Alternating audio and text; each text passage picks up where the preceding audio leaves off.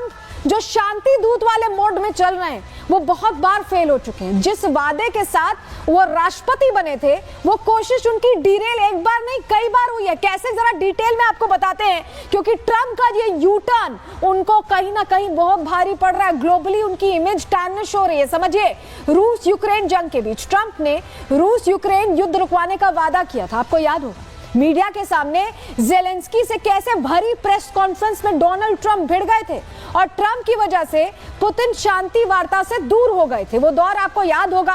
तब तुर्की में होने वाली वार्ता में ट्रंप घुसने की कोशिश कर रहे थे। रूस ट्रंप को कूटनीतिक बढ़त नहीं देना चाहता था और यही वजह है कि रूस तब दूर छिटक गया था। और ये जो युद्ध है उसमें कोई फिर आगे ये नहीं आया कि शांति का दौर चला हो, हमले और तेज होते दिखाई दिए। अब इजराइल हमास युद्ध की बात कर लेते हैं। इसमें भी चौधरी बनने की कोशिश अमेरिका की तरफ से की गई। चुनाव जीतने पर ट्रंप ने युद्ध रुकवाने का दावा किया।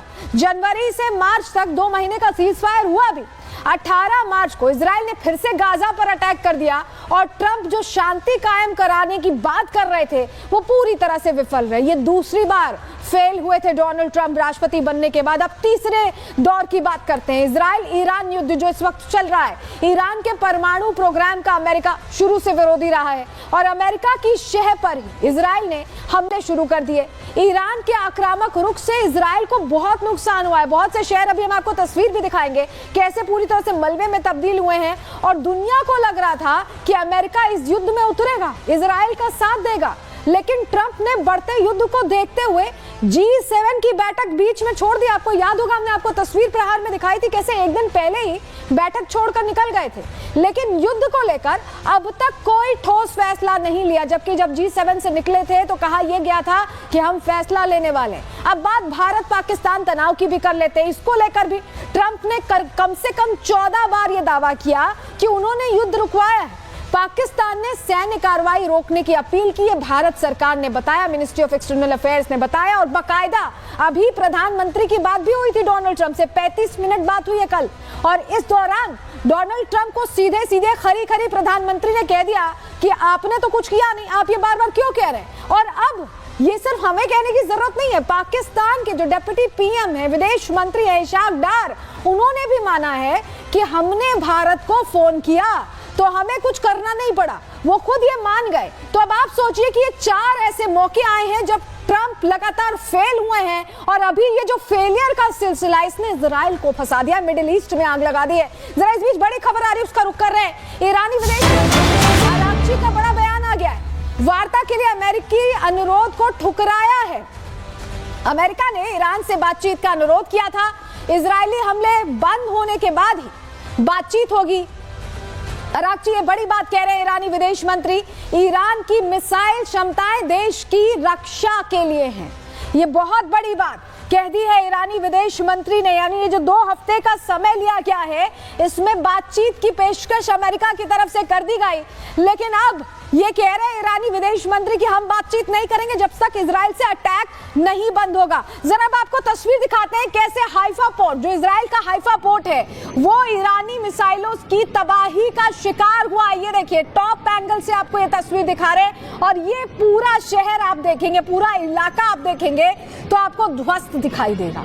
ये हाइफा है और किसी ने नहीं सोचा था कि इजराइल की ये स्थिति हो सकती है, ईरान इतना बड़ा अटैक कर सकता है। शायद इजराइल ने और बाकी दुनिया ने ईरान को हल्के में लिया, लेकिन ऐसा हुआ नहीं। हाइफा में तबाही कैसे मची दिखा रहे, बेरशेवा की तस्वीर भी देख लीजिए। ईरानी हमले से यहाँ भी तबाही मची है, सड़क पर अफरा तफरी का माहौल है, लोग भाग रहे हैं, सेफ हाउस जाने की कोशिश कर रहे हैं, बंकर्स का रुख कर रहे हैं, क्योंकि जो मिसाइल अटैक्स हो रहे हैं इससे भारी नुकसान हो रहा है।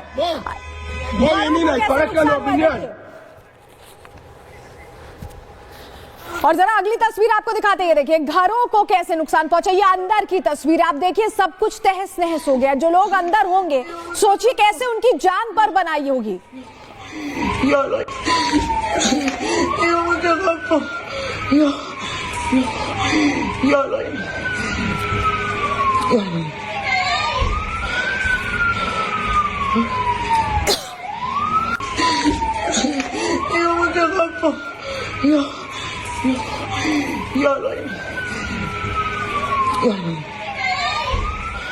देखिए ऐसा लग रहा है कि कि ट्रंप ने इजराइल को फंसा दिया। अब जंग किस मुहाने पर है, जरा ये जान लीजिए। जानकारी आपको दे देते हैं। इशाक डार ने ये कहा है, ये हमको आपको जानकारी, हम ये पिछला ग्राफिक्स दिखा रहे हैं, आप हमें दूसरा ग्राफिक्स दिखाइए। इजराइल पर कैसे प्रहार हुआ इसकी जानकारी दीजिए जी। तो इजराइल ईरान के बीच 8 दिन से ये जंग जारी है। दोनों देश एक दूसरे पर हमले कर रहे हैं, ये हम बता रहे हैं। दोनों देश कैसे अटैक कर रहे हैं ये आप देख रहे हैं। लेकिन अमेरिका की शह पर, जो आप यहाँ पर देख रहे हैं कि नेतन्याहू आगे है, ये अमेरिका की शह पर आगे हुए हैं। दुनिया को लगा कि अमेरिका खुलकर साथ देगा। ट्रंप अभी तक युद्ध में खुलकर नहीं आए हैं। और बड़ी बात यह है कि टेबल टॉक की अब ट्रंप बात कर रहे हैं। अभी हमने आपको बताया, बड़ी खबर बताई कि कैसे विदेश मंत्री, ईरानी विदेश मंत्री कह रहे हैं कि इजराइल का अटैक रुकेगा तब हम आगे बढ़ेंगे, तब हम बात करेंगे, नहीं तो हमें बात नहीं करनी। क्या ये 2 हफ्ते इसलिए लिए गए? व्हाइट हाउस की तरफ से जो बयान जारी हुआ है वो और संशय पैदा करता है। ट्रंप 2 हफ्तों के अंदर अपना स्टैंड तय करेंगे, यानी अभी ट्रंप ने तय ही नहीं किया कि वो करेंगे क्या। 14 दिन में तय होगा कि यूएस जंग में शामिल होगा या नहीं। युद्ध में ईरान लगातार आक्रामक हमले कर रहा है, कैसे इजराइल में तबाही मचा रहा है हमने आपको दिखाया। मुख्य शहरों में ये घातक हमले हो रहे हैं। तो क्या इस बीच अमेरिका तमाशा देखेगा या इजराइल की बर्बादी देखेगा? क्या 14 दिन तक इजराइल तबाही झेलता रहेगा? अपनी रक्षा उसे खुद करनी होगी, ये सवाल है। ट्रंप ने जंग में ढकेल कर इजराइल को क्या फंसा दिया है, ये अपने आप में बहुत बड़ा प्रश्न है। इस बीच आपको बताएं कि अमेरिका पहले कह रहा था सरेंडर करें खामनेई, पहले कह रहा था कि हम तुरंत तैयार हैं युद्ध के लिए, अब पूरी तरह से छोड़ दिया इजराइल को। और ऐसे में अब खामनेई ट्वीट करके कह रहे हैं कि वो ये लड़ाई जारी रखने वाले हैं। क्या लिखा है उन्होंने, देखिए, जो जियोनिस्ट आर्मी है उसे हम सजा देंगे और सजा दी जा रही है, ये भी लिखा है खामनेई ने। खामनेई ने बड़ी एक तरह से धमकी दे दी है, या ये कहें कि वार्निंग दे दी है। क्या धमकी दी है खामनेई ने? जरा ये जो ट्वीट हम आपको दिखा रहे हैं, जरा इसको डिकोड करते हैं, आपको बताते हैं।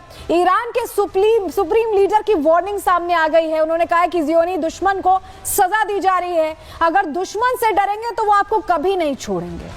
इजराइल के खिलाफ ईरान का ये आक्रामक रुख देखा जा रहा है। इजराइल के अस्पताल और स्टॉक एक्सचेंज पर हमला हुआ, हमने कल वो तस्वीर आपको दिखाई थी।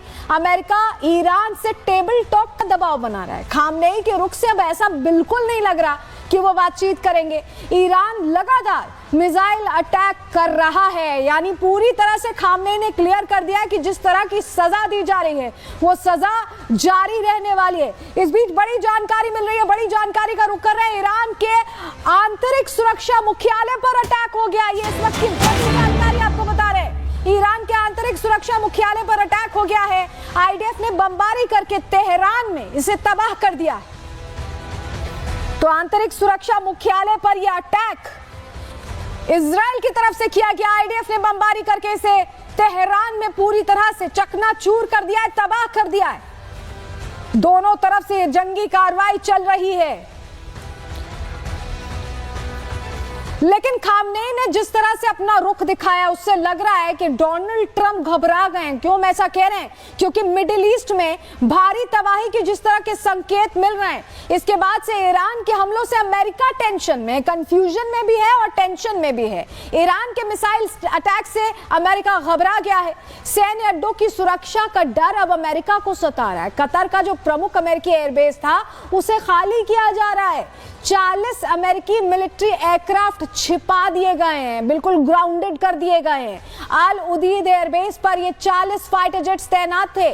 सैटेलाइट तस्वीरों में वो पूरा खाली दिख रहा है, जहां पहले तैनाती दिखाई दिया करती थी।